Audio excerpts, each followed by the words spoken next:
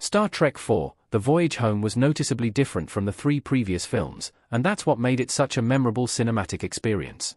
The short-lived 60s sci-fi series, Star Trek, found new life in syndication throughout the 1970s, and that spurred fan interest in the Enterprise crew returning for more adventures.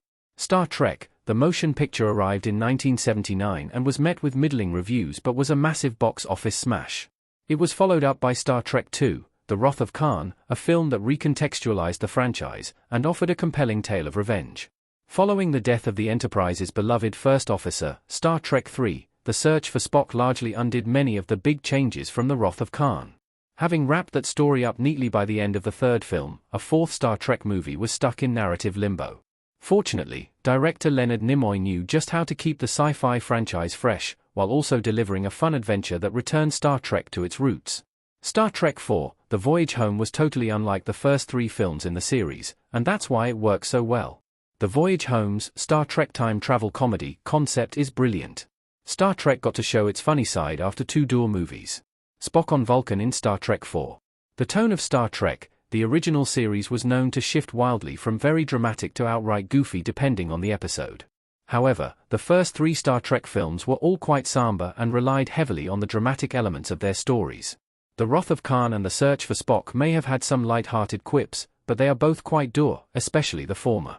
That all changed when Star Trek IV: The Voyage Home arrived, and was pure comedy from start to finish. The Enterprise crew is dispatched to travel in time to the 1980s in order to find whales to bring back to the future.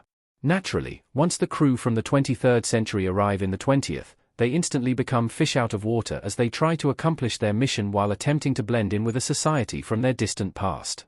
This opens the door for endless jokes at the expense of the Enterprise crew, as almost none of them really understand how to act normal in a 20th century context, whether they're grappling with ancient technology or trying to figure out how public transportation works. It's hilarious to see the usually stoic Starfleet officers out of their element. The humor adds a new wrinkle to Spock and Kirk's newfound relationship, as the old friends are essentially learning each other's mannerisms again. The fourth movie doesn't ignore the character development in the previous two films, but instead allows those characters to grow and change past their harrowing losses. By putting the crew in the 20th century, the comedy feels earned in a way that wouldn't have worked in the 23 road. The Voyage Home has one of Star Trek's most ridiculous plots ever, but it works. Star Trek IV doesn't rely on grounded science, and that's okay. Unlike the first three Star Trek movies, Star Trek IV: The Voyage Home eschews the grounded science usually found in the franchise in favor of an outlandish plot that serves the narrative and nothing more. It's true that the time travel plot in The Voyage Home is absolutely ridiculous, but the science is really just a means to an end, and the movie has an important message.